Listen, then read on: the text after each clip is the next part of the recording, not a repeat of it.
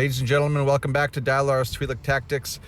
First up, if you hear a little hum in the background, that is the heater in my truck cranked because I can't record these videos in the office.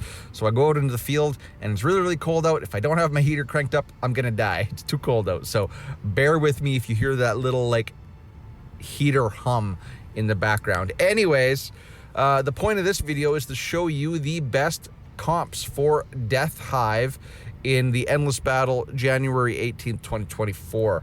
So let's first of all look at what all of the Krakens and whales are doing. Of course, Sharp's doing 70 million. And of course, they're using Kalaza. All right, well, people were using Purin prior to that. You see Nullface in the bottom. He's using Senway. Now, if you have an X30 Senway or an X30 Kalaza, those are going to be the ones you want to use. But you see there's no more Ampu. So I, earlier, did not use that comp, but we will try to use Senway because I do believe I can use him more effectively. Okay, so Purin's out. And the reason why we're not using Ampu is because if you see in the top left-hand corner of the screen, Ampu is not supplying any bonus points on this fight. So let's pull in, let's use Senway. Now for prototypes, you just want to use the normal summoner prototypes, dominant nucleus, ruler's ring, and then use your best third slot prototype. Now if you were using Purin, then it would have to be revitalization crystal or flashpoint. Now for gearing, the devs a while ago, the last time we did this fight, they did come out and say that bug gear was not transferring to summons.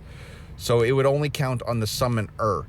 That being said, the only heroes that will benefit from bug gear is Amat and Anpu if you are using Ampu. So you see I have my Amat in bug gear and surge gear. Dan is in his crit madness. Sif is also in her crit madness. Dorley is in madness as well for increased damage. And then Senway is in this set, although I should put Dan's old set on him. That would be probably beneficial to me. Now, let's run through the fight. If we're going to want to run Amat and Senway on manual. And the reason why that is, Dan, if you have a non-awakened Dan, then you want to run Dan on manual as well. And I'll show you why it doesn't matter if he's awakened. So here goes. A whole bunch of people on manual.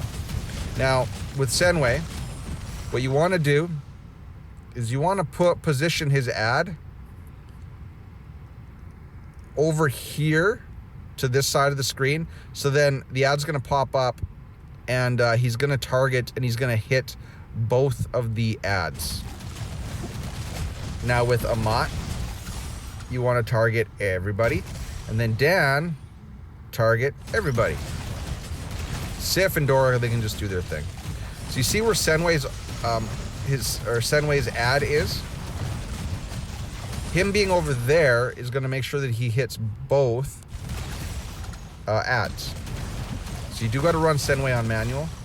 Now you see Dan, it's not going to matter at this point after, so I have no control over where the bear is going to go now. So I'm just going to chuck Dan on auto.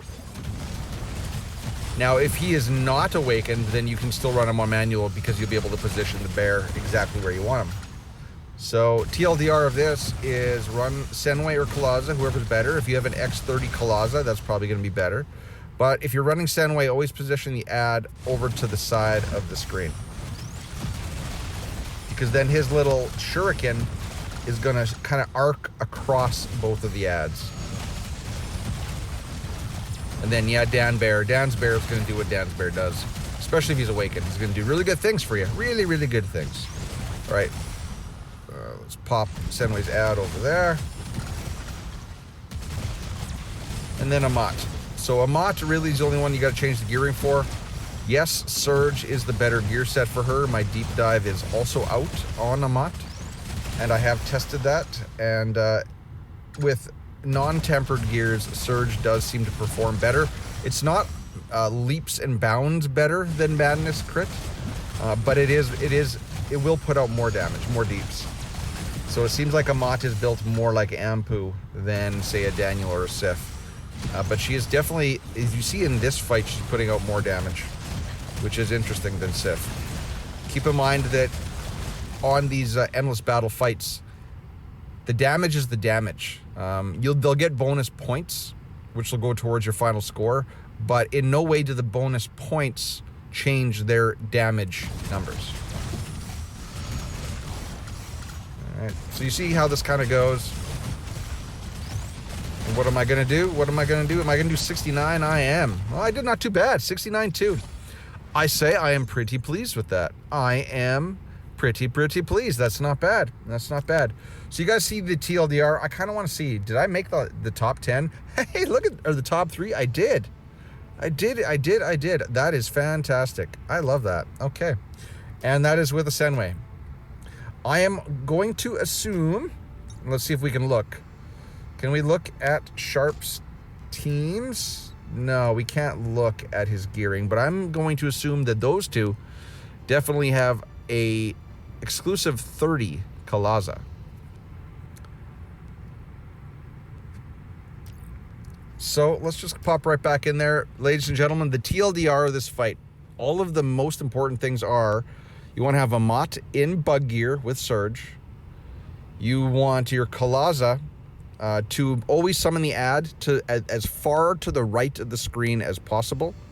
If you have a non-awakened Dan and you can control exactly where the bear lands, then run Dan on manual. And you saw as an awakened Dan, I didn't have to run him on manual because the bear was going to place. I didn't have any real control other than that first one where the bear was placed.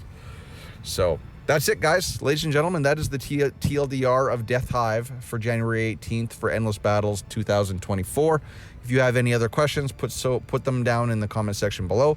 I'm going to try not to freeze to death. I will see you later, everybody. Cheers, peace. Bye-bye. Bye-bye.